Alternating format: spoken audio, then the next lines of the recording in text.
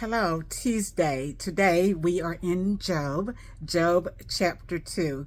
Job, because in my studying last week from our SOAP study, some of the verses were from Job, and it caused me to just kind of start reading in Job. In the midst of my chronological Bible reading and still in Psalms, I often pick up other devotional books and just study what the Holy Spirit points out, remembering that life is His classroom. He's the master teacher, and every day He's teaching lessons. Sometimes there's a repeat of the lesson when I fail the test, and I have to do it over. So here we find Job. We're going to start with verse 3. Then the Lord said to Satan, who happened to come in with the other people, he still has access to God. He's a fallen angel. He said, "Have you considered my servant Job? There is no one on earth like him. He is blameless and upright." He's blameless and upright in his heart, the way he carries out things. He's a man who fears God, and he shuns evil. And he still maintains his integrity, though you incited me against him to ruin him without reason. And this is now the second test, because Job has already had a first test by Satan. And so Satan replied, "Skin for skin. A man will give all he has for his own life. But you stretch out your hand and you strike his flesh and bones, and he will surely, God, curse you to your face." So the Lord replied, "Very well then. He is in your hand, but you must spare his life."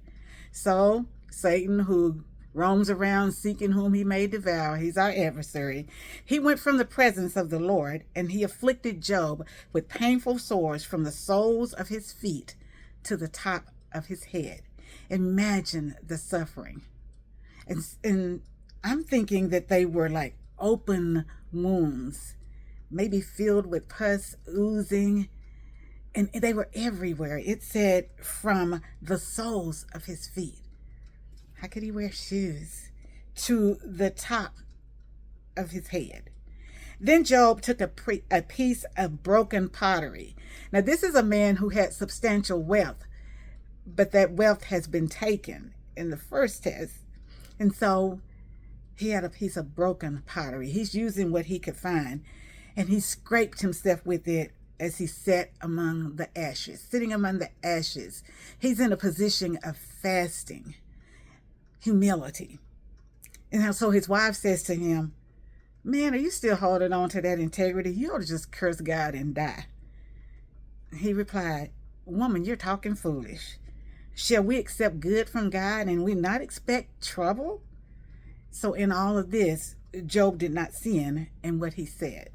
So our key verses go to 11 through 13 today. His friends found out what was going on. Let's watch the friends' initial reaction. I read this twice because I thought, oh my gosh, God, there's a lesson here. When Job's three friends, Eliphaz the Temanite, Bildad the Shuhite, and Zophar the Naamathite, heard about all the troubles that had come upon their friend Job, they set out from their homes and they met together by agreement and said, "Hey, we got to go. Our brother's in trouble, our friend's in trouble." And they went to sympathize with him and comfort him. Now, when they saw him, even from a distance, they could hardly recognize him. His countenance had changed with all of those sores on him. He didn't look the same. They began to weep aloud, and they tore their robes, and they sprinkled dust on their heads. Then they sat on the ground with him for 7 days and 7 nights. No one said a word to him, because they saw how great his suffering was. This, the Holy Spirit says, Sharon, when you are going to do as 2 Corinthians 1 says, you comfort those the way you've been comforted, you don't always have to speak. Sometimes we won't go visit someone who has suffered a terrible tragedy because we think, I don't know what to say. This is showing us they didn't say a word. for 7 days and 7 nights. He didn't need to hear their platitudes or their excuses. His suffering was so great. They just wanted him to know, we're with you, man. Their presence is what he needed. Now, when we go further in the story, there are going to be some changes.